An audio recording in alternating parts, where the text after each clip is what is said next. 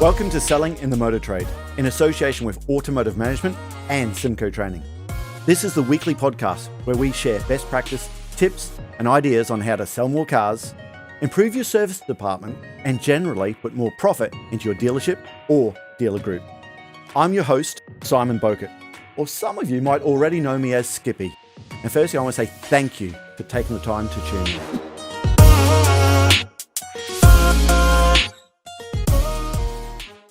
Hi, and welcome to another episode of Selling in the Motor Trade.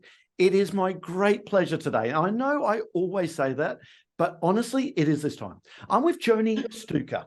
Now, I met Joni Stuker in a bar in New Orleans. And let me tell you, this lady was larger than life.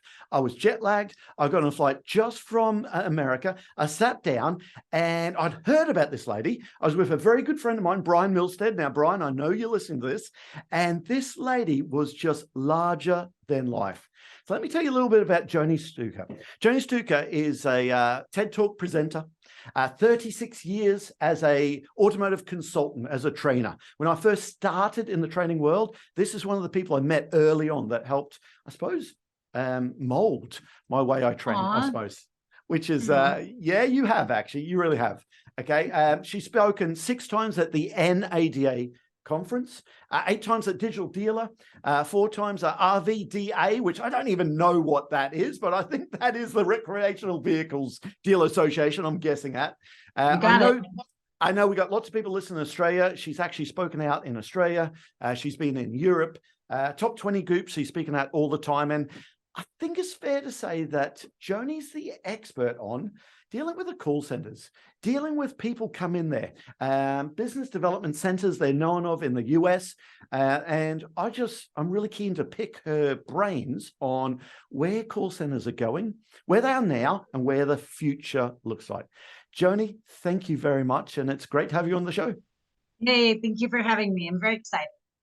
Larger than life. Now, as you know, Joni's been listening to lots of different podcasts, and she knows that we asked her a few questions to start with. And we have to ask you, how did you get into the motor trade to start with, Joni? Well, I was getting a divorce and I needed a car. Okay. And back then you got demos. So I walked into it had absolutely no purpose. I just wandered into a Chrysler dealership and I got hired immediately. I think because I was cute and they had no idea and they had no women. Okay. So that's how I started. And I have to tell you, I sold most of my cars on a Tuesday and Thursday night because the sales guys would sit in the manager's office drinking beer and I could get all the ups and then I could sell the cars. Fair enough then. So we always love to ask this. Do you remember the first car you sold? Absolutely not. No. Yeah, because I keep saying I'm not a car person. I'm a people person. So it's never been about the cars. It's really just about engaging with humans. And I always say they're so interesting, but I really don't remember. I don't. I know that I was number 1 in my store, but that's because I'm just competitive. And it's really funny because I remember the first time that the dealer, who never provided training, but the first time we came in on a Saturday meeting and there was a stranger standing next to his desk. And even as an adult, you're thinking stranger means danger, right? Yeah. So he plays these taped calls, they're phone ups and they're awful. And I was on mode. Why? Because I would trip people to go up, grab them. I knew it was an opportunity, but I mean, aggressive. It was like, who am I speaking with? And they go, you don't need my name. Just tell me about the car. Well, if you're interested, you give me your name. They hang up. I'm like, so at the end of the meeting, the dealer turns off the tape. He says, you know what? If any of you guys ever handle a call like that again, you're fired. Now go sell. So what do? Poor little Susie, who's a receptionist, every time she gets a sales call, we're like, I'm not touching that. No way. 3 weeks later, the dealer went back to Florida and we then started verbally destroying the public again. Fair enough then. I love that. It's quite funny that you said that you're not in the car business, we're in the people business. And I tell you what, I remember the first car I sold, and lots of people do. But here's the funny thing. I started when I was 17. I'm now 49 now. So that is a lot of years, too many years, right? And I can tell you, I see these young people in the motor trade now, and cars now bore me. I mean, it sneaks up on lots of people, I'm sure, but now it's just a piece of tin. It's the way to make money. And I know the manufacturers listening to this will say, oh, no, our Kia is a lot better than the Hyundai. And I'm sure you've got to do that. But honestly, you've been in the motor trade for long enough. It is a people business, not a car business. Right. So when you were selling them, do you remember one of your greatest days? Any day that stood out? Oh, yes. Okay, so you sold, that's the whole thing about you sell 2 cars in a day. I remember I sold 3 cars on a Saturday. It was incredible. So what do? You go out on Sunday and you spend all the commission that you didn't get yet. And then what happened on Monday? 2 of the deals unwound. I was right back in the sucker. I was like, son of a gun. So I think it's interesting though. How did I ever go from selling to being a consultant? Is that it was a rainy, cold October. This is Indiana night, and the dealer came on the showroom floor and he's like, Joni, you're going to training tomorrow, because he was forced to buy 1 seat, probably from the manufacturer. So what have you done wrong? What have you done wrong? Why am I going there? Right? I said, what did I do wrong? He was like, no, then I figured, oh, woman, teach, you go learn, teach men. So I remember it was in Cincinnati and I drove my demo and I was late. I got a speeding ticket. It was awful. And that means you have to sit in the front row because everybody always sits in the back, right? So I sat in the front row and the trainer looked at me and he said, hey, did you work yesterday? And I said, 12 hours. And I go, okay, I worked for 4. I was present for 12. And then he said, did you ask for referrals? And I said, no, I didn't sell anything. So for me, it changed my life because I thought, why do I equate those two? Why do I need to ask only when I sell? Because think about your life. You spend most of your time in sales with people you don't sell. It is the master is the one you do. So I went back to the dealership. Back then, I dumped out your business cards and stuff. I called anybody and everybody that I met, and I did nothing but ask them for referrals. And guess what? I doubled my business immediately and consistently. So you go from selling 12 cars to 25, all because I asked. And I believe in that 100%. And really, it's social media today. It's all about networking. It's nurturing. So it's the car business is a small world. And I remember being out somewhere and this other salespeople from another store, they're like, how are you doing it? And I told them about this training. And so like a month or so later, I ran into them and they're like, we called that company and nobody ever called us back. I went, what? What, so the training company? Yes. Yes. Right. I gave them a referral. So then I wrote the president of that company a letter and saying, obviously in your company, if you want the job done right, you should hire me. And I got hired. And that's how you got into it. Now, I want to go back because a very good friend of ours, Brian Milstead, when I first started in the world of consultancy, a similar sort of story. I had a guy who came into our business from the manufacturer. The phone was ringing. He was talking about incoming telephone inquiries. I asked him, when's the last time he sold a car? Not his fault, but he came from university. He'd been in a dealership for 2 months, okay, and now the factory was getting him to train our people. And Joni, I changed the way I do it this day and age now, but I said, mate, do me a favor. Instead of telling our salespeople how to take the phone call, and you could almost see it running down the back of his legs. He threw in his... It's like, what? I know. That's why I say I'm from Missouri. We're the show me state, right? Yeah, exactly. So I get into training because I would change it. I was very rude. I was a young, cocky sales manager. I kicked this poor lad out of my business. And of course, my manufacturer said, what was that all about? Why did you kick him out? So I had to apologize to this guy's boss. Oh, wow. Now, funny enough, this is where I got introduced to a man called Brian Milstead, who will be listening to this. And that's how I first got. Hi, Brian. This is where I first got into training. And then Brian introduced me to you and blah, blah, blah. But I think that's a long-winded way of saying, I think this might be your technique. He taught me something. It's just 2 simple questions. He said, referrals are 2 easy questions. Okay. When you sell a car, just say, hey, Mr. Customer, how many cars are there in your close circle of friends and family? Everyone turns around and says it's 8 to 20. That's what it is all the time. And the next question was so easy. Hey, of those, which one do you reckon is the next to change? I tell you what, the amount of times they'll turn around and say, definitely Paul's. And then you just take over. Why do you say Paul? Now, is that your technique? Is that where Brian's got that from? There's actually, yes. I mean, there's 2 different ones. He's combining it. That's household prospecting. Yep. So how many drivers, how many vehicles, who's most likely? And then referrals is a different pattern. The referral is about, to me, it's like a 4-step process. So first thing, I cannot expect someone to do something for me unless they agreed. So right away, it's like, hey, Simon, before you go, may I ask you a small favor? So, and what's really interesting, I have never in 36 years, 40 years, had anyone say no. Yeah. I've had thousands of people say, well, it depends. Yes. Yeah. What do you need? Those are guarded humans. You can feel the guard go up. So your goal in life is just to talk to open-minded people. They're a lot more fun. Mhm. So that's your step one. Step two is really, it's a PR statement. I've repeated it a million times. The number one reason to ask for a referral is not about getting a lead. Number one reason is to give a PR statement, is to separate yourself in a positive way from the other dealers. Because I don't care what country you're in, they're still not asking. They still wait. We're a very delayed industry, and it's a problem. So step two is a PR statement. Step three is asking. And I have to tell you, Simon, if you go to a store and a clerk comes up to you and says, "May I help you?" What do you respond? Sorry, say that again. Sorry. If you go to a store and a clerk comes up to you and says, "May I help you?" What do you usually respond? Again, it's a predictive response. No, I'm just looking. Exactly. It's no, I'm just looking. That's what we say. It is a knee-jerk response. That's Yeah. why what happens with people with the whole ask for referral, the first time when you say, "Who do you know?" 9 out of 10, they're going to say, "Oh, I don't know anybody." That's the "I'm just looking."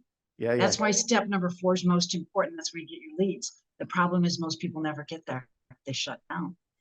So I have to tell you a funny story. Go on. I'm a young consultant right now. I've gone from selling cars to helping dealers and so on. And I went into this dealership. It was a local store. I'll never forget it. And I went in and I asked to speak to the owner, and he seemed just angry. I mean, angry. I was like, "What happened here?" So he said, "Come with me." So I followed him into his office, and he took the top drawer out and dumped the contents on his desk. And he had all these business cards. And he looked at me and said, "If I could sell a car to each one of you, son of a blank, blank, blank, trying to sell me training," he goes, I'd be making, plenty of money." He was just mad. So I looked at him, I thought, I have no idea what to do. So here's my personality. I took my arm and I pushed all the cards onto the floor, and I put my card in the middle of the desk. And I said, "Now you met someone who can help you." Ron, guess what he did? Go on. He kicked me out. He's like, "Get out of here." And I was like, and I'll never forget, because I walked up to him, "God, you're strong. You're poor. You're broke, but you are powerful." Yeah. I love that. That's that competitive streak in you that comes out then. Oh, absolutely. Yeah. I mean, never been afraid of the word no. It's always like, what? It's no, not now. Yeah. Right? Yeah. And that's why we have to be very careful, because I still hear people in car dealership world, I don't care if it's sales, management, BDC, internet, they still say silly things like, "Simon, are you in the market to buy a car?" I'm like, who says yes? Only the guy that what? Can't get finance. Yep. Yeah. Are you in the market to buy a car? No, try and buy their car off them would be a better approach, wouldn't it? Let's stroke the greed gene. Oh my God. Yeah, I love it. Let's get onto some of that in a second there. So I want to go back to early days. Okay. You're now a consultant, or even when you were selling. Do you have anyone that you look back on to as a big influencer in the motor trade? Were there any mentors or anything like that? Like I had Brian Milstead was a great mentor for me to start with. Did you have anyone? I pause. I'm like, I do so many training classes, and everyone talks about mentors, and I don't feel like I had a mentor. I was lucky to meet a lot of really interesting, strong people like Zig Ziglar. Yeah. Just a lot of all those wonderful. Yes, absolutely. And there was a group of us that kind of grew up together as young adults and as consultants. So I would say there were definitely a lot of influencers.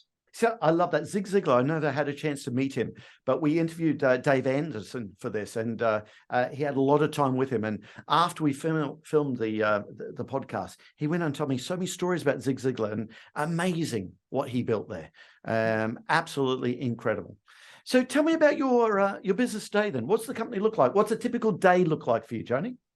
Oh, well, when the world changed so much for all of us, and not in a good way, when COVID hit, I had a large team of people that we spent all of our time in stores, training, flying everywhere.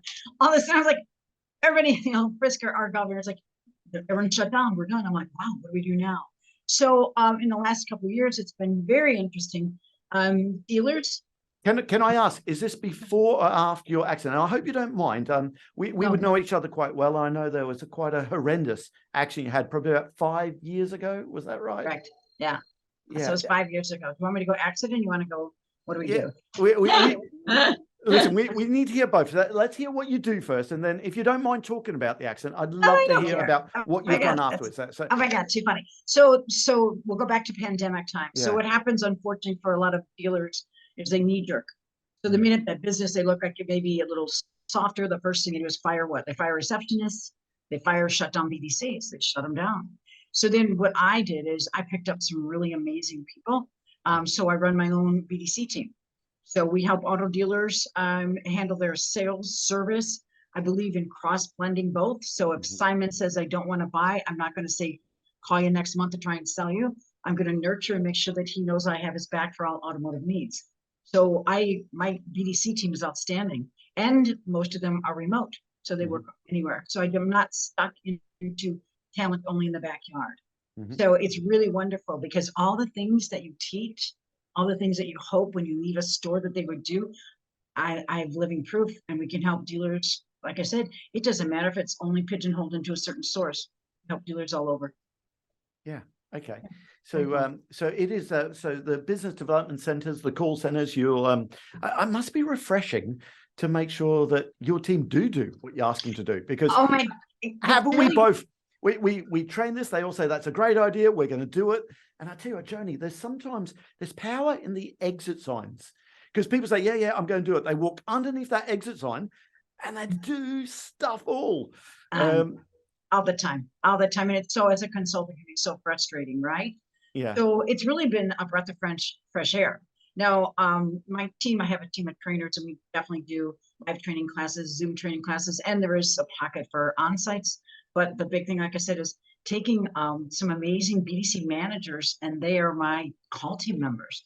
So they're outstanding. So they know how to ask for referrals, you know how to get a work number. So it's fun, a lot of fun. Cool. So the accident, I want to talk about the book you wrote afterwards, but can you take us back to 5 years ago? I believe you'd just spoken at the NADA conference. I did. Okay, so funny about life. The minute I think that you're on top of the world, look out. Because I just spoke at NADA, and it was all about truly what the difference is between a BDC and a BMC. Because in our industry, the dealers all bought in because we want to develop business, right? But so you have to explain that BDC to BMC, sorry? BMC, right. So here, think about it. If you take an internet lead and you do a good job and you make an appointment and you answer, and get them information, but they set an appointment, to me, that's managing an opportunity. You didn't develop anything, manage the lead. So what happens is that if you are not asking for referrals, if you're not self-generating, in other words, a dealer every day should have 1/3 of their appointments from a source they didn't have to spend money on. And that's how a dealer grows. But the problem is, let's say at NADA that year before my accident, I had 965 people in my training sessions, and not one dealer had a BDC. They all had tons of staff and thousands of dollars they had in a BDC, but nobody was ever developing leads. It's terrible. So then, oh my gosh, we skyrocket, everything's great. Everyone's like, business is just booming crazy. And I'm walking out of a store, which is a client I've had for 7 years. I mean, every month.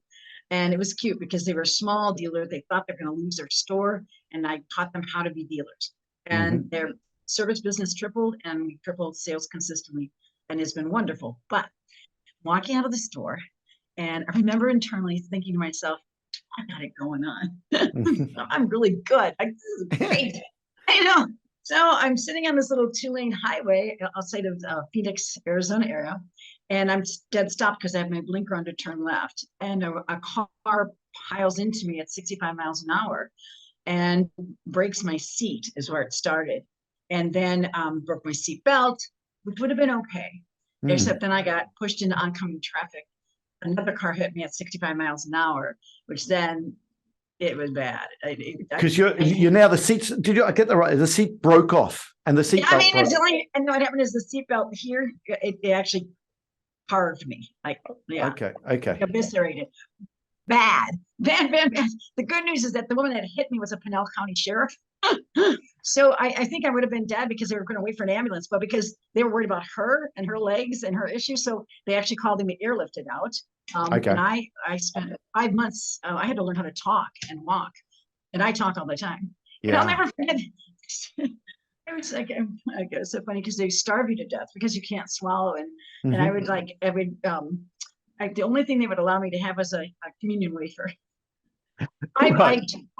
Five ice chips and a communion wafer. So I would call for like the chaplain, like every hour or so. I just needed another wafer because I was so hungry. Probably thought I was like, poor girl, she needs faith. No, I needed a wafer. I made it through though, and that was huge. So learning to talk again, that must be so hard for someone like you and I. That's what we do for a living. The funny thing is I didn't realize I couldn't speak. So the first noises, I'm thinking I'm saying, hi, good morning, how are you? And all they could hear is, wow. Okay. Yeah. So then I had, did you ever see the movie Forrest Gump? Yes. Yeah. Okay. You remember when Forrest was running and the braces fell off his legs and he kept running and running? Yeah. So I had these braces on my leg, and I'll never forget the day they took them off and I was in the little workout area and I was starting to walk like I thought I could do like Forrest Gump, and I fell completely over and everyone's just laughing at me. I'm like, that didn't go so well. So I must say though, people that have, because came home and just beat up. I had 34 surgeries. Wow. So a lot. And I came home, in a wheelchair, walker, progressed, but people that are in walkers and they're very kind. I must say, I met so many wonderful people. And then for me, because it's my personality, I thought, well, I nearly died. What would you do? So I wrote a book and I did a TED Talk because that seemed important. Now, listen, I've got the name of the book, Eat the Burrito. There we go. Eat the burrito. No plugging it. Eat the burrito. You can get on Amazon. Go get it, guys. Listen, I have to ask you the title first. Do you mind telling us where you come up with that? I know. I just love it because it's called Eat the Burrito. It could save your life. And let me tell you why. So my entire life, I love Mexican food. It's my favorite. So I've always said that when you go to a restaurant, especially, there's like a good side, bad side. And when you look at the menu, the good side person's like, don't have the guacamole, right? Back away from the margarita, all of that. Bad side person's go for it. You only live once, right? And so obviously, on my accident, I had a wonderful primary surgeon that saved my life. And I always think when I give him Google reviews, like, thank you so much for saving my life. Anyway, I went back a year afterwards, and it was interesting because he kept staring at me, and I brought him a big thing of cookies. What else can I do? And I said, what are you staring at? And he looked at me and goes, I cannot believe you don't have brain damage. I can't believe it.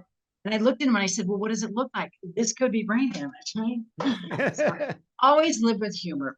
Look, here's the reason why the title. So in the accident, Dr. Thiessen said, if I would have been a thin woman, he said, when that second car hit me, I would have been severed in half. But he said, because you had girth, you lived. Which I always love the word girth. It means poundage, I guess. Yes, so is a nice way of saying a little chubby. So the moral of the story is what? Eat the burrito. It could save your life. And for me, it did. There's the answer. It saved your life. Love it. Love it. That just leaves me to say that all details of this episode and other episodes on the selling in the motor trade can be found on our website, symcotraining.co.uk. Go there to get a copy of our book, Words That Sell Cars. Go there to sign up to a free trial of our Sales Fitness online sales training program. Easiest way to get hold of me is Simon Bowkett through LinkedIn.